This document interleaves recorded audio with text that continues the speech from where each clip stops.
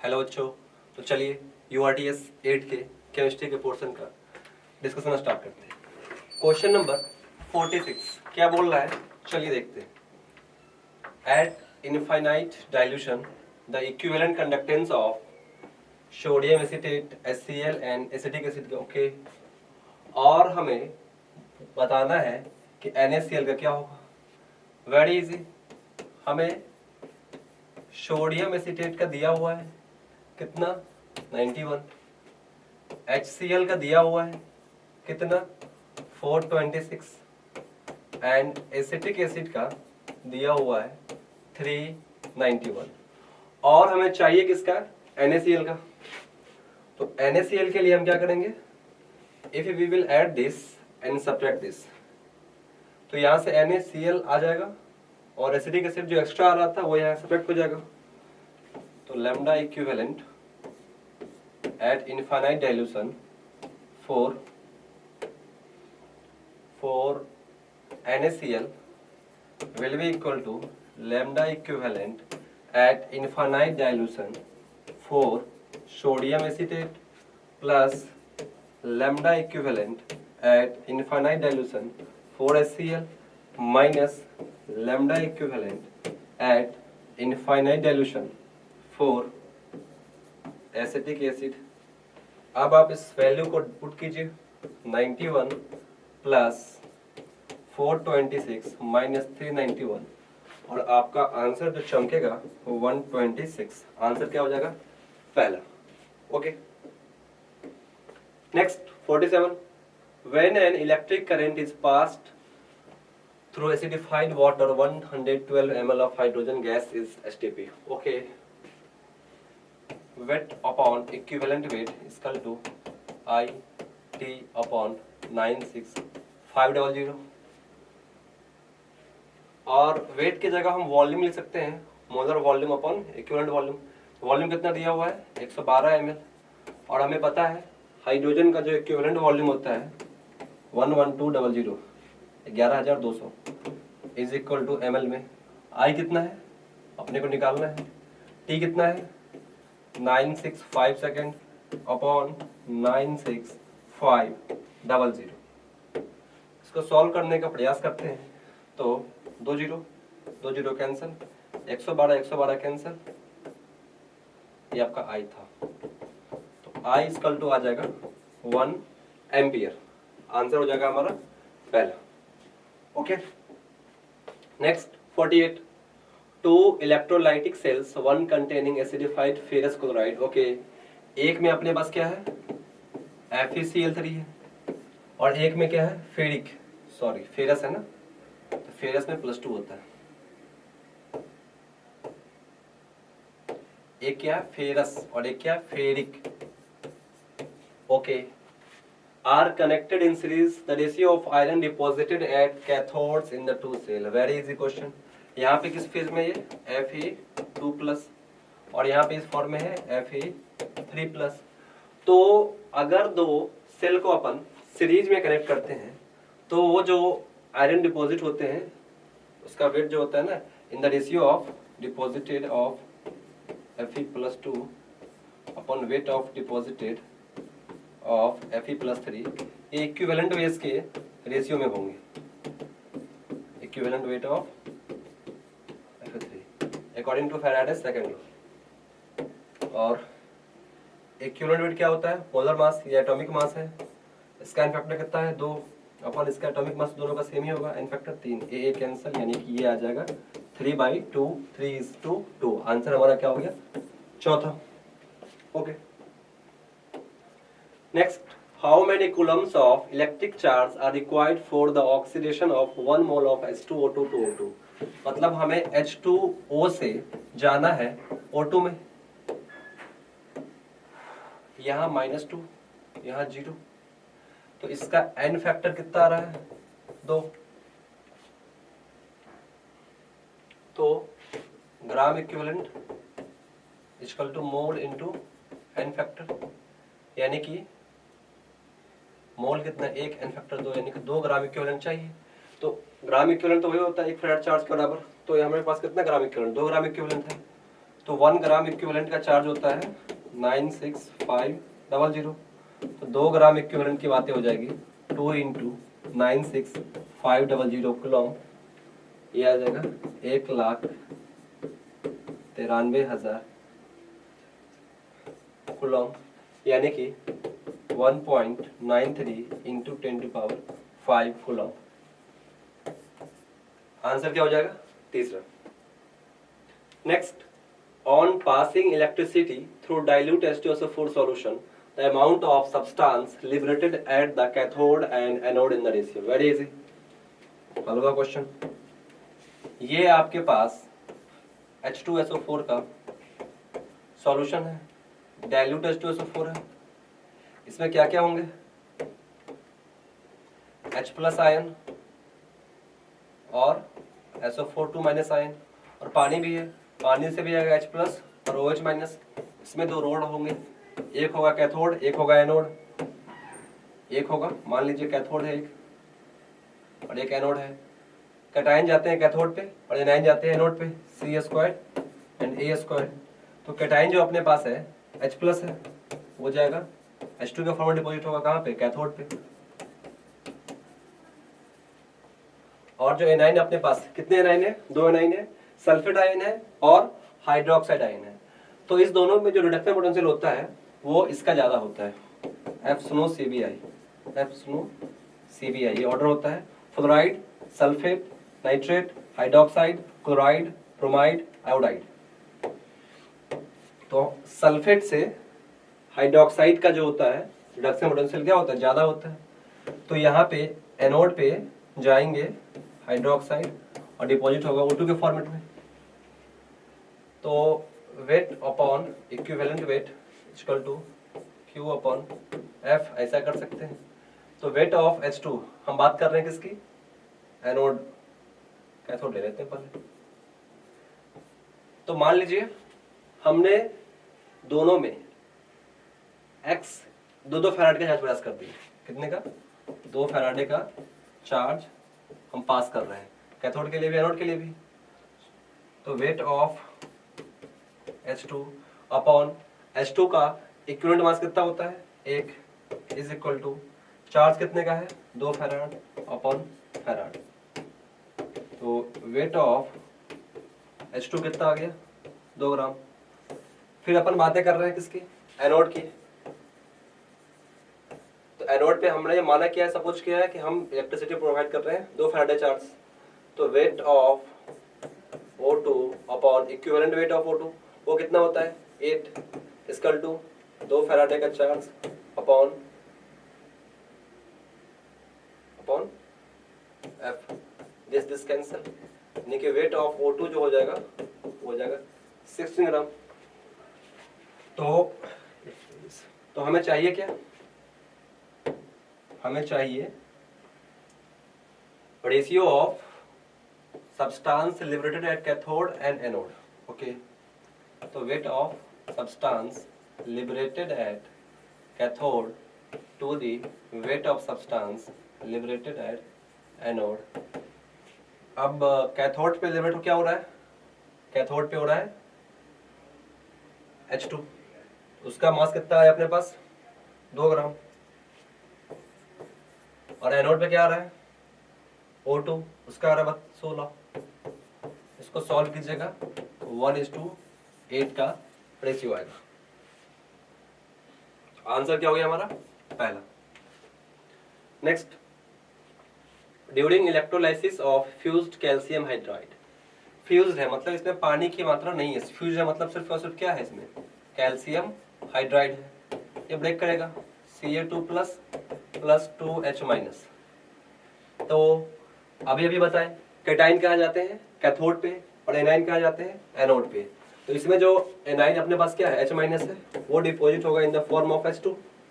Okay, तो ये A9 है तो ये जाएगा एनोड पे। तो आंसर क्या हो गया हमारा? दूसरा। Next, a solution of sodium sulfate in water is electrolyzed using inert electrode. Okay, the product at the cathode and anode, sodium sulfate मतलब अपना जो कंटेनर है उसमें सोडियम सल्फेट लिया गया Na2SO4। तो अपने पास जो आयंस है वो क्या क्या आ जाएंगे, अपने पास जो आएंगे कैटायंस, एक तो आ जाएगा Na+, और हमारे पास कौन सा सॉल्यूशन है, वाटर में सॉल्यूशन, एक्वा सॉल्यूशन है, वाटर से आएगा H+, और अपने पास जो एनायंस होंगे वो कौन कौन से होंगे, एक तो सोडियम सल्फेट का सल्फेट आयन होगा और एक जल का क्या होगा, हाइड्रोक्साइड आयन। बोलिए, तो आपको पता है, आपने पढ़ा है इलेक्ट्रोकेमिकल सीरीज, सोडियम प्लस में और H+ में किसका SRP ज्यादा होता है, हाइड्रोजन का।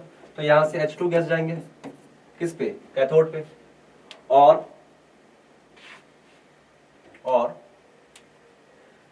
सल्फेट में और हाइड्रोक्साइड में, अभी भी बताए थे हम, कहीं पे तो बताए, FCnO यहाँ।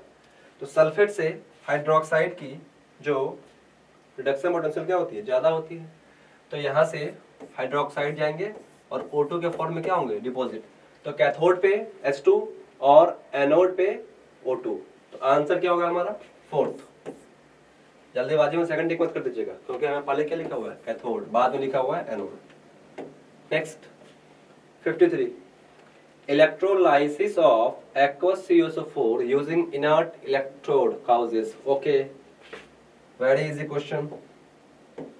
मतलब आपके पास क्या है, CuSO4 एक्वस में है, तो आपके पास कैटायंस क्या क्या हो गए, कैटायंस हो गए H+ and Cu2+।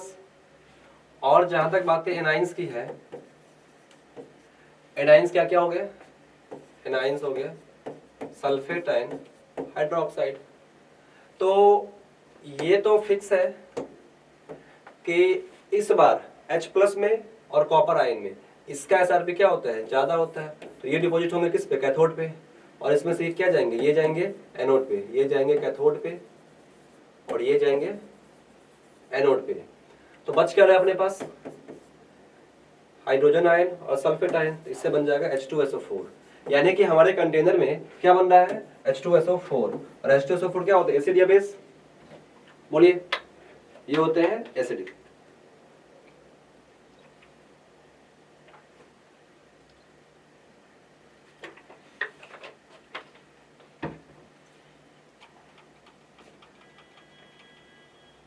H2SO4 acid होता है।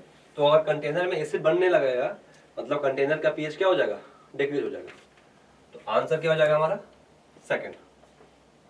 Next 54, the equivalent conductance of M/32 solution of a weak monobasic acid इतना एंड एट इनफाइनाइट डाइल्यूशन इतना, द डिसोसिएशन कांस्टेंट। ओके, हमने पढ़ा है alpha equal to limiting molar conductivity, या equivalent की बात कर ले हैं, तो equivalent conductivity at C concentration upon equivalent conductivity at infinite dilution. हमें वैल्यूज दिए हुए हैं, क्या क्या दिए हुए हैं, equivalent conductivity at C concentration दिया हुआ है 8 एंड एट इनफाइनाइट दिया हुआ है 400। इसको सॉल्व कीजिए, 1/50 यानी कि 2 × 10⁻²। लेकिन हमसे अल्फा नहीं पूछा गया है, हमसे पूछा गया है डिसोसिएशन कांस्टेंट Ka। और ये हमें पता है, ये अल्फा जो आया है लेस देन 5% से क्या है, बहुत कम है। तो Ka वैल्यू होता है C⁴/1 - अल्फा। और चूंकि अल्फा का वैल्यू क्या है, अल्फा का वैल्यू बहुत बहुत कम है 1 से, तो हम इसको Ka को लिख सकते हैं कितना, C⁴। C कितना दिया हुआ है 1/32 इंटू अल्फा, अल्फा कितना आया है 2 × 10⁻², इसका स्क्वायर 1/32 इंटू 4 × 10⁻⁻4, 4 × 8 = 32, 1/8 × 10⁻⁻4। और अगर एक और ले ले तो यानी कि 10 बाई 8 इंटू 10⁻⁻5, इसको करेंगे तो 1.25 इंटू 10⁻⁻5। आंसर क्या हो जाएगा? दूसरा।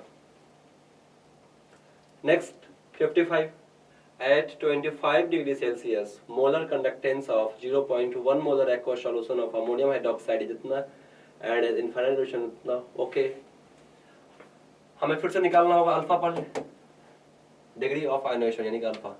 अल्फा होता है lambda molar at C upon lambda molar at infinite.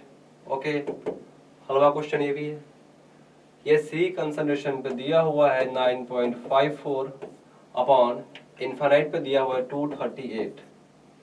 इसको अगर सॉल्व कीजिएगा और हमें चाहिए इसके परसेंटेज में, तो अल्फा परसेंटेज हो जाएगा 9.54 अपॉन 238 इंटू 100, यहाँ से आ जाएगा 954.238।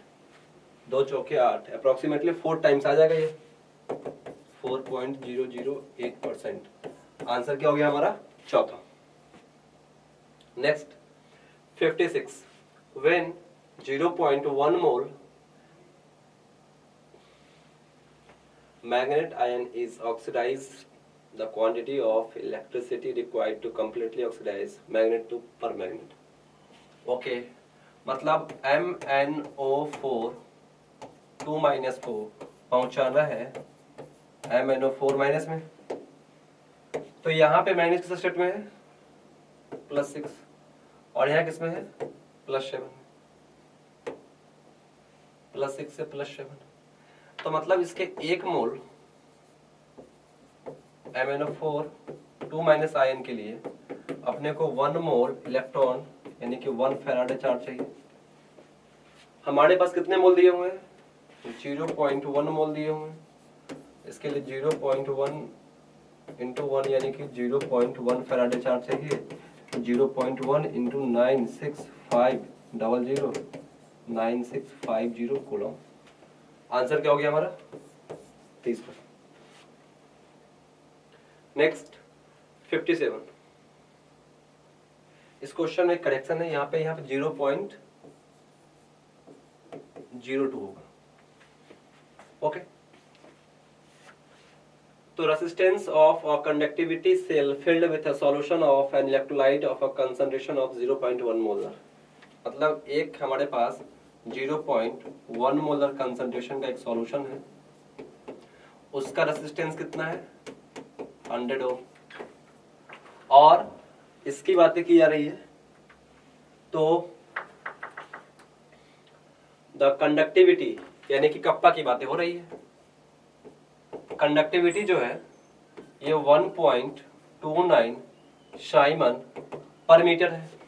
ओके, अब हमें बोला क्या जा रहा है? एक और है सेल, उसका कंसंट्रेशन कितना है? उसका है 0.02 मोलर, वहाँ 0.2 मिस प्रिंट है। ये सॉल्यूशन है और इसका रेसिस्टेंस कितना है? 520 ओम। तो हम पहले यहां देखते हैं, kappa equal to conductance into L upon A, ये हो गया सेल कांस्टेंट। ये इसको लिखते हैं 1 upon resistance into cell constant, this is our G star, cell constant बोलते हैं। तो अगर हमें सेल कांस्टेंट का वैल्यू चाहिए, क्योंकि सेल कांस्टेंट पर्टिकुलर सेल के लिए सेम होता है, ये हो जाएगा कप्पा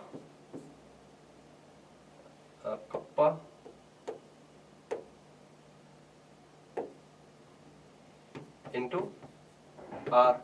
कप्पा कितना दिया हुआ है? 100 ओम। आर कितना है? सॉरी, कप्पा दिया 1.29, तो हमारा जी स्टार जो आ गया, सेल कांस्टेंट आ गया 129 आ गया। ओके, अब इसके लिए निकालते हैं। इसके लिए भी जी स्टार तो सेम ही होगा, 129 ही होगा। हमें निकालना पड़ेगा कप्पा इक्वल टू हो जाएगा 1 upon R into G star, cell constant. तो हम देखेंगे kappa equal to G star कितना है? 129, और सेल कांस्टेंट सॉरी आर कितना है? 520। ये कप्पा आ गया। हमें चाहिए क्या? हमें चाहिए इसका मोलर कंडक्टिविटी। तो lambda M lambda M equal to क्या होता है, कप्पा इंटू 1000 अपॉन एम। ये कब होता है, जब हमारा आंसर चाहिए किसमें, वो चाहिए सेंटीमीटर स्क्वायर में, हमें यहाँ किसमें चाहिए, मीटर स्क्वायर में। हमें इसको 10 टू पावर -6 से मल्टीप्लाई करना पड़ेगा। कप्पा का वैल्यू आ गया 129 upon 520 into 10 to power -3 upon molarity कितना है 0.02। इसको अगर सॉल्व करते हैं अपन, इसको अगर हम सॉल्व करते हैं 520 इंटू 0.02, तो ये आ जाएगा 129 upon 10.4 into 10 to power -3। 129 upon 10.4 यानी कि 12.4 इंटू 10 टू पावर -3। इसी को हम लिख सकते हैं 124 into 10 to power -4 siemens metre square पर मोल। आंसर क्या हो गया हमारा, चौथा। Okay, next 58 number question. A specific conductance of 0.1 molar nitric acid जितना, तो molar conductance, a specific conductance यानी कि बातें हो रही है कंडक्टिविटी की, वो कितना दिया हुआ है 6.3 into 10 to power -2 per ohm per centimetre. The molar conductance lambda M equal to what, तो लैम्डा एम बराबर क्या होगा, कप्पा इंटू 1000 अपॉन एम। क्योंकि यहाँ हमें किस यूनिट में चाहिए, सेंटीमीटर स्क्वायर में, इसलिए हमने यहाँ 10 टू पावर -6 से मल्टीप्लाई नहीं किया। तो कप्पा कितना है 6.3 into 10 to power -2 into 10 to power 3 upon 0.1। This cancel, यहाँ से 10 बचेगा यानी कि 630 ओम इनवर्स सेंटीमीटर स्क्वायर पर मोल। हमारा आंसर क्या हो गया, पहला। Okay, next 59, very easy question. हमें लैम्डा एम इनफाइनाइट NH4OH का चाहिए, तो बस just by going option NH4OH किस में आ सकता है, यहाँ से आ रहा है NH4 प्लस NaCl ना, NH4OH तो आ नहीं रहा है, यहाँ पे OH है ही नहीं, इस दोनों को जोड़ रहे हैं, NH4OH पहले जुड़ गया, फिर ये भी नहीं आ रहा है, NaOH NaCl NH4 इसमें कहीं है ही नहीं, NH4Cl NaOH NH4, ये आंसर। मतलब जब हम NH4Cl plus NaCl plus NaOH minus NaCl करेंगे, तो यहाँ से NH4 प्लस और यहाँ से OH माइनस बन जाएगा NH4OH और प्लस यहाँ बनेगा NaCl और माइनस NaCl, ये कट जाएगा, हमारा फाइनल किसका आ जाएगा, NH4OH का आ जाएगा। तो आंसर क्या हो जाएगा, चौथा। Next 60, the amount of substance deposited by the passage of 1 ampere of current for 1 second is equal to electrochemical equivalent। ये हमारा फैराडेज का क्या कौन सा लॉ, फर्स्ट लॉ है, डायरेक्ट असेसमेंट दिया हुआ है। 61, passage of 3 Faraday of charge through aqueous solution of AgNO3 CuSO4 aluminium nitrate and NaCl। मतलब हमारे पास 3 सॉल्यूशन है, एक तो है सिल्वर नाइट्रेट का, एक है कॉपर सल्फेट का, एक तो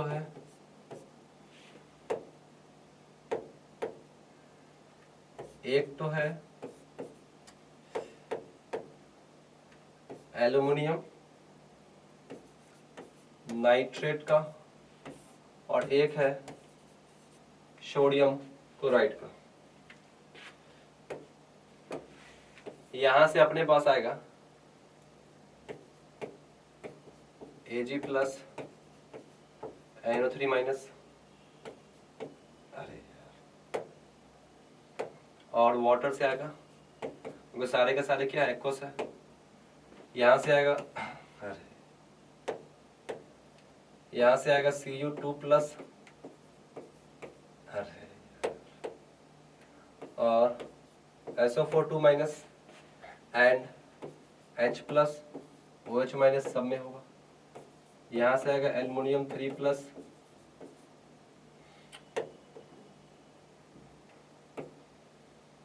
और नाइट्रेट आयन और H, अरे यार, और H+ OH-, यहां से आएगा Na+, Cl- और H+ OH-, ये सारे आयंस आएंगे। अगर आपने इलेक्ट्रोकेमिकल सीरीज पढ़ा है, आपको पता है इस दोनों में से हमें मेटल्स एट कैथोड, तो एनायन को हम छोड़ ही देते हैं, कैटायन भी चलते हैं। Ag+ और H+ में कौन डिपोजिट होंगे? Ag+ जाएंगे, 1 मोल इलेक्ट्रॉन लेके बढ़ाएंगे Ag। Cu2+ H+ में कौन जाएगा? Cu2+ जाएंगे, 2 मोल इलेक्ट्रॉन लेके ये बनाएंगे कॉपर। एल्युमिनियम में H में यहाँ हाइड्रोजन जाएगा,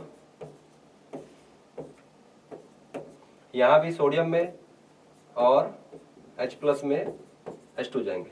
ओके, तो अल्टीमेटली यहाँ तो मेटल जा ही नहीं रहा है, तो यहाँ तो 0 0, तो आंसर वैसे भी चमक गया होगा, तीसरा होना चाहिए। और वैसे भी देख लीजिए एक और पॉइंट, और सॉल्व करना है इसको आगे। तो यहाँ 1 फैराडे से 1 मोल, 3 फैराडे से कितना मोल?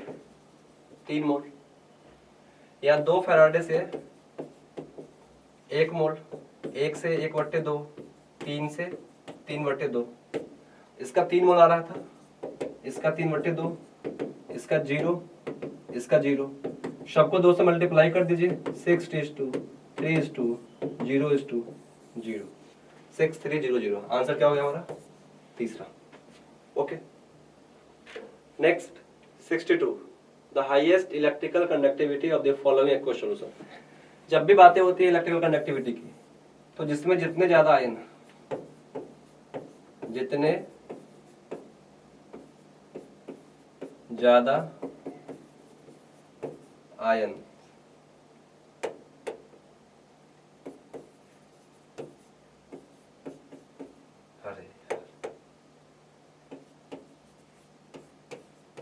उतनी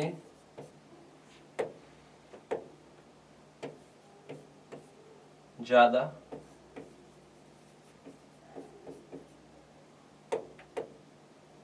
कंडक्टिविटी।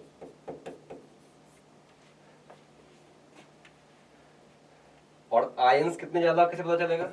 जो जितना मोर एसिडिक उतने ज्यादा टूटेंगे और उतने ज्यादा क्या देंगे? आयंस देंगे। तो CH3 ये फ्लोरो एसिडिक एसिड है। दूसरा है डाइफ्लोरो यानी कि CH, अरे यार,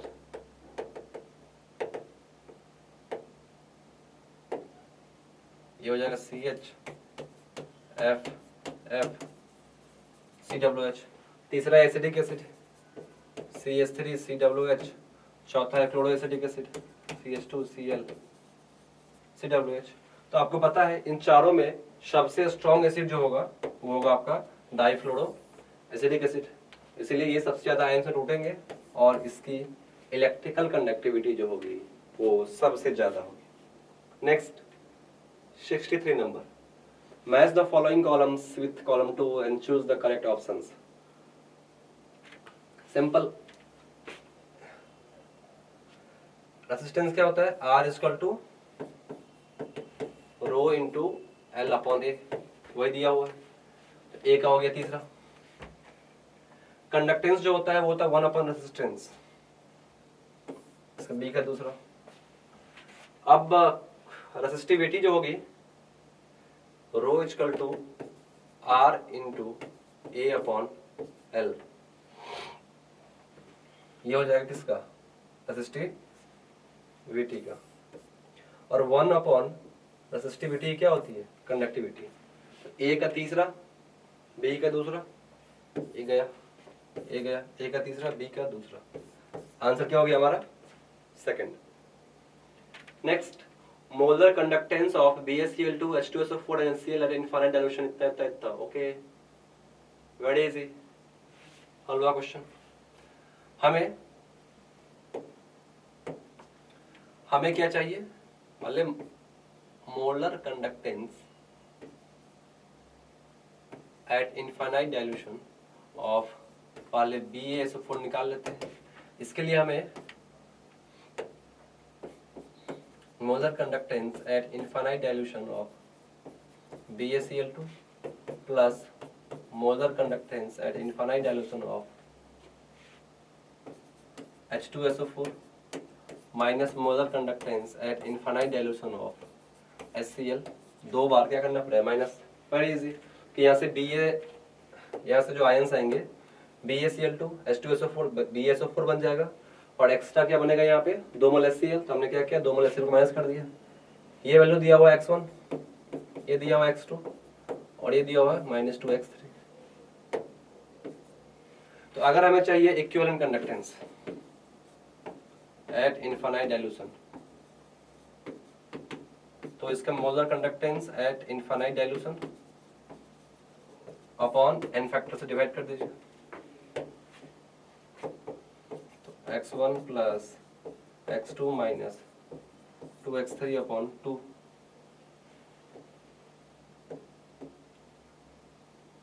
आंसर क्या हो जाएगा हमारा, चलो next 65। If 0.224 liter of H2 gas is formed at the cathode and the volume of O2 gas formed at the anode under identical condition, तो H2O जो है ब्रेक होता है, या सिंपल ऐसे ही लिखो H2 प्लस O2, 2 मोल H2 से 2 मोल H2 बनता है और 1 मोल बनता है O2। तो इसका जो मोलर रेशियो होगा, तो इसका 2 मोल, इसका 1 मोल, इसका 2 वॉल्यूम, इसका 1 वॉल्यूम, इसका बन रहा है H2 का कितना 0.224, उसका आधा बन जाएगा। O2 का कितना बन जाएगा, O2 का बन जाएगा 0.224 अपॉन 2, 0.112 लीटर। आंसर क्या हो गया, तीसरा। Next, which of the following is the limitation of Coriolis law? It is applicable only to strong, okay, only to weak? नहीं, Coriolis law जो होता है वो strong के लिए वैलिड होता है और weak के लिए वैलिड होता है। ये भी नहीं होगा, ये भी नहीं होगा। It is applicable only at high concentration, no no no। ये तभी वैलिड होगा जब हमारा कंसंट्रेशन जो होगा क्या होगा, वेरी लो, यानी कि जब डाइल्यूटेड का सॉल्यूशन होते हैं उसके लिए ये वैलिड होते हैं। आंसर क्या हो गया हमारा, तीसरा। Next, which of the following statement is true according to Coriolis law? The limiting molar conductivity of an electrolyte is the sum of the limiting molar conductivity of, okay, the limiting molar conductivity of electrolyte is the difference, no, difference नहीं होगा। Product कभी नहीं हो सकता, average भी कभी नहीं होगा, क्या होता है उसका सम होता है। तो सिंपल इतने क्वेश्चन सॉल्व किए हम लोग। In the following question, statement 1 is followed by statement 2. Each question has the following 4 choice.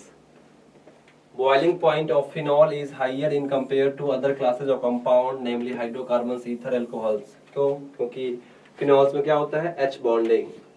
Solubility of phenols in water is due to their ability to form hydrogen bond with water molecule. बिल्कुल सही बात है। Answer क्या हो जाएगा, पहला। Phenol reacts with Kong HNO3 in the presence of Kong H2SO4. Okay, आपके पास बोला ये जा रहा है, ये आपका क्या है, फिनॉल है, और हम इसका रिएक्शन किससे करवा रहे हैं, Kong HNO3 plus Kong H2SO4। इसको अपन बोलते हैं नाइट्रेटिंग मिक्सचर, नाइट्रेटिंग मिक्सचर, और यहाँ से आता है NO2 प्लस, और चूंकि OH जो होता है वो हाईली एक्टिवेटिंग ग्रुप होता है, तो इसमें ऑर्थो पैरा जितने भी पोजीशन है वहां पे लग जाते हैं नाइट्रो ग्रुप। इसको हम बोलते हैं 2,4,6 ट्राई नाइट्रोफिनॉल, ऐसे को बोलते हैं अपन पिक्रिक एसिड। ऐसे का नाम क्या होगा, 2,4,6 ट्राई नाइट्रोफिनॉल। तो हमारा आंसर क्या हो जाएगा, चौथा। Next 70, arrange the following compounds in the order of decreasing acidity. तो इलेक्ट्रॉन लेने वाले उसको ज्यादा स्टेबलाइज करते हैं और इलेक्ट्रॉन देने वाले उसको, तो एसिडिक स्ट्रेंथ को इलेक्ट्रॉन लेने वाले क्या करते हैं, बढ़ाते हैं, और इलेक्ट्रॉन देने वाले बेसिक स्ट्रेंथ को।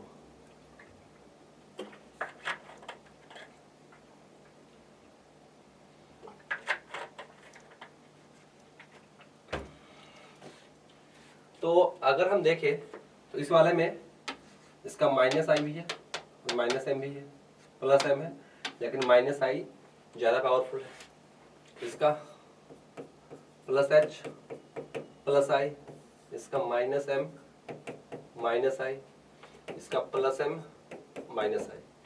तो ओवरऑल जो देखा जाए तो ये इलेक्ट्रॉन देगा, ये इलेक्ट्रॉन छीनेगा, ये इलेक्ट्रॉन देगा और ये इलेक्ट्रॉन छीनेगा। तो इलेक्ट्रॉन छीनने वाले इलेक्ट्रॉन विथड्रॉइंग ग्रुप जो होते हैं वो एसिडिक स्ट्रेंथ में क्या करते हैं, बढ़ाते हैं। तो सबसे स्ट्रॉन्ग एसिड जो होगा अपना वो हो जाएगा तीसरा। उसके बाद छीनने वाला कौन है, पहला। उसके बाद जो इलेक्ट्रॉन दे रहे हैं, तो जो कम देगा वो ज्यादा होगा उसके कंपेयर में, तो ज्यादा इलेक्ट्रॉन दे रहे हैं, तो फिर आ जाएगा दूसरा और फिर हो जाएगा चौथा। तीसरा, पहला, दूसरा, चौथा। आंसर हमारा तीसरा। Next 71 CH3 CH CH3 CH2 HI 1 मोल।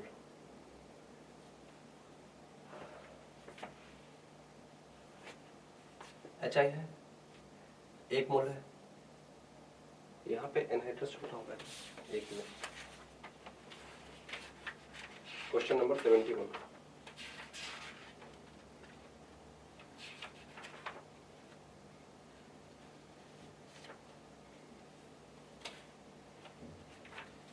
नहीं, ये सही। तो यहाँ पे बस सिंपल ये SN2 को फॉलो करते हैं और ये बॉन्ड टूटेगा कैसे, ये टूटेगा इसके अकॉर्डिंग, यहाँ आएगा माइनस, यहाँ आएगा प्लस, और HI में H प्लस है, I माइनस है, इसका प्लस इसके माइनस पे, इसका माइनस इसके प्लस पे, आपका जो बनेगा वो आपका पाला चमक जाएगा, क्योंकि यहाँ OH आ जाएगा तो 1 2 3 4 आइसोब्यूटेन अल्कोहल और बाकी जो आयोडो आ जाएगा। Second 72 phenol reacts with bromine in carbon disulphide at low temperature. ये आपका फिनॉल है, ये bromine in presence of carbon disulphide क्या होते हैं, यहाँ बनेंगे ऑर्थो एंड मेटा वाले दोनों बनते हैं।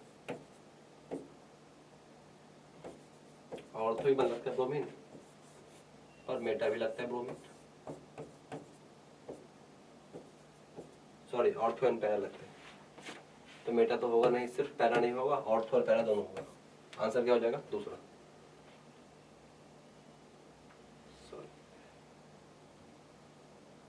73 number on reaction with neutral ferric chloride phenol gives simple. Phenol जो होते हैं वो रिएक्शन करते हैं न्यूट्रल FeCl3 से और देते हैं violet colour complex, violet colour का कॉम्प्लेक्स बनता है। ये टेस्ट होता है इसका। Most acidic among the following, तो यहाँ तो कुछ लगा हुआ ही नहीं है इलेक्ट्रॉन खींचने वाले, यहाँ भी इलेक्ट्रॉन खींचने में लगे हैं, यहाँ भी लगे हैं, यहाँ भी लगे हैं। यहाँ पे -I से, यहाँ -M -I और यहाँ पे भी -M -I। तो आपको ऐसा फील होगा क्योंकि -M यहाँ भी है और वहाँ भी है, यहाँ सिर्फ -I तो हट गया। अब -M यहाँ भी है, वहाँ भी है, और -I यहाँ भी है, वहाँ भी है। तो -M जो है वो तो डिस्टेंस पर डिपेंड नहीं करता है, लेकिन -I जो होता है वो डिस्टेंस पर डिपेंड करता है। तो आपको ऐसा फील होगा कि इसका -I क्या होगा, ज्यादा पावरफुल होगा, तो इसकी एसिडिक स्ट्रेंथ ज्यादा होनी चाहिए थी, ऐसा आपको लगेगा, लेकिन ऐसा होता नहीं है, क्योंकि यहाँ पे हो जाता है IMH इंट्रामोलिकुलर H बॉन्डिंग, इसलिए यहाँ पे इसका H जो है वो जल्दी निकल नहीं पाता है।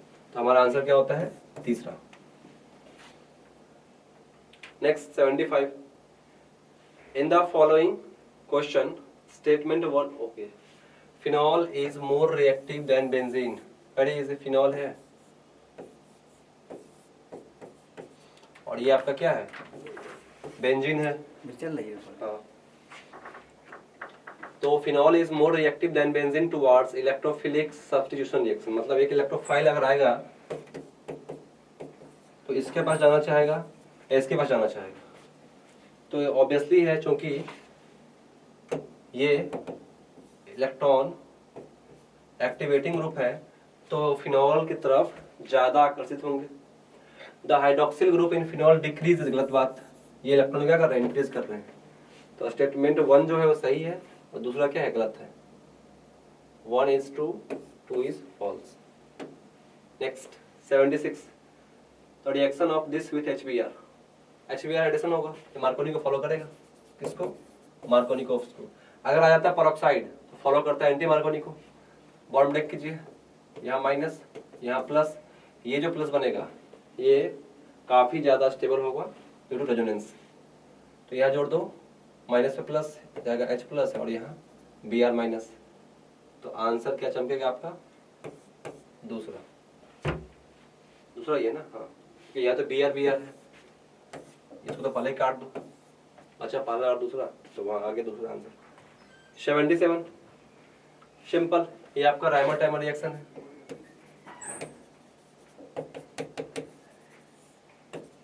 तो यहाँ क्या बनता है, ऑर्थो पे आ जाता है अल्डिहाइड ग्रुप, तो ये आपका बन जाएगा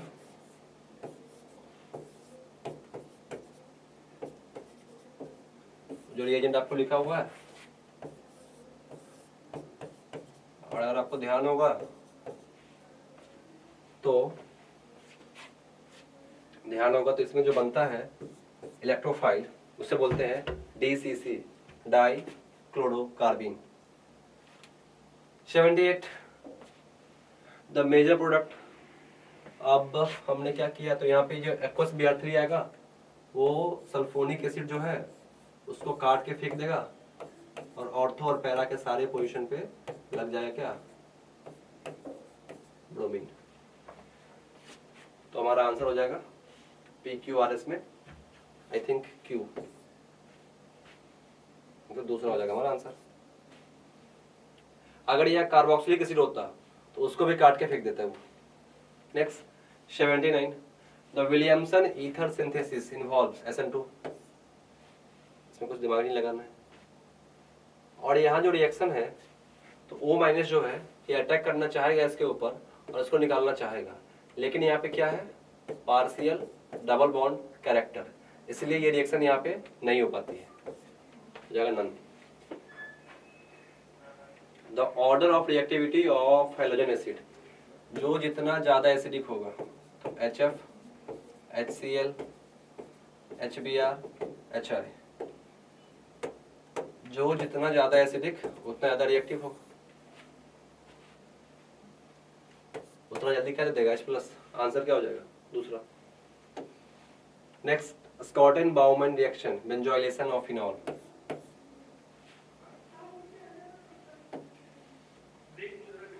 HI एनहाइड्राइड, यहाँ पे इन्होंने मेंशन किया क्या है, एनहाइड्राइड, इसलिए फॉलो करेगा किसको, SN2 को। ये बॉन्ड ऐसे टूटेगा, यहाँ आएगा माइनस, यहाँ आएगा प्लस और यहाँ जाएगा प्लस, यहाँ जाएगा माइनस, और हमारा जो बनेगा वो कुछ ऐसा चमकेगा आपको, CH3 C CH3 CH3 OH plus CH3I। तो हमारा आंसर जो हो जाएगा वो हो जाएगा दूसरा। Next match the following alcohols given in column 1 column 2, copper 573 column. Okay, 1 degree alcohol को पहुंचाता है किसमें, अल्डिहाइड में, 2 डिग्री को कीटोन में और 3 डिग्री क्या होता है, एल्कीन। पहला का C, दूसरे का A का C, दूसरे का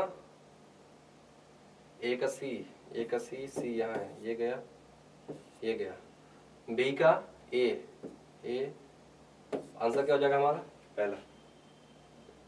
next 85 in which reaction ether act as Bronsted base. सबसे पहली बात, what do you mean by Bronsted base. Bronsted साहब में कॉन्सेप्ट था कि एसिड हम उसे बोलते हैं जो क्या दे, H प्लस, और बेस हम उसे बोलते हैं जो क्या ले, H प्लस डोनेटर, और H प्लस क्या हो, एक्सेप्ट कर ले, हो जाएगा बेस। तो यहाँ ऐसा कुछ तो हो नहीं रहा है, यहाँ भी ऐसा कुछ हो नहीं रहा है, बस लोन पेड दे रहा है, वो भी लोन पेड दे रहा है। इस वाले केस में क्या हो रहा है, ये यहाँ से H प्लस क्या कर रहा है, एक्सेप्ट कर रहा है ऑक्सीजन, तो इस वाले केस में बिहेव कर रहा है as a Bronsted base. Which of the following reagent is not able to distinguish between phenol and ethanol? Phenol and ethanol, actually phenol में भी एसिडिक H होता है ऐसा कुछ, और इथेनॉल जो होगा C2H5OH, दोनों जो है सोडियम के साथ रिएक्शन कर लेते हैं, सोडियम मेटल के साथ, इसलिए दोनों को डिस्टिंग्विश नहीं कर पाता है सोडियम, सॉरी। तो हमारा आंसर क्या हो जाएगा, तीसरा, बाकी सब डिस्टिंग्विश कर पाते हैं। आइडेंटिफाई द रिएजेंट, ये तो आपको याद ही होगा, स्ट्रॉन्ग ऑक्सीजन चाहिए इसके लिए, NO2Cr2O7, acidic medium, water. Next 88, the compound A on treatment with sodium gives A, sodium gives B, with PCl5 gives C, B and C। Okay, और C जो है फाइनली जो अपना बन रहा है वन डाई इथाइल ईथर, मतलब हमें जो बन रहा है C2H5O C2H5, ये कब बन रहा है, जब हमारा B और C का रिएक्शन हो रहा है। तो ये हमारा A होगा, ये B होगा, ये C, A B C। तो B और C में किसके रिएक्शन से हमारा ये बन सकता है, या Cl है, इससे बन सकता है, इससे बन सकता है, यहाँ से तो नहीं बनने वाला है, यहाँ से तो नहीं बनने वाला है। अब या तो होगा दूसरा या तो होगा चौथा। हमें यह भी पता करना है ये A होगा, ये B होगा और ये C होगा। तो B और C अब देखते हैं।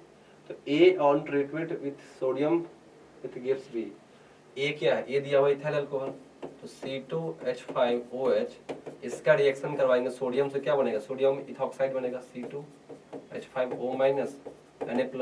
तो हमारा दो तो नहीं होगा, क्या हो जाएगा हमारा, चौथा होगा हमारा आंसर।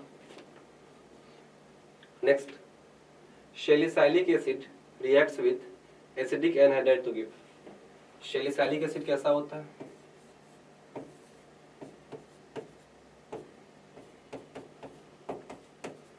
और इसका जो होता है acidic anhydride CH3C double bond OO CO CH3, ये आपको बनाता है एस्पिरिन,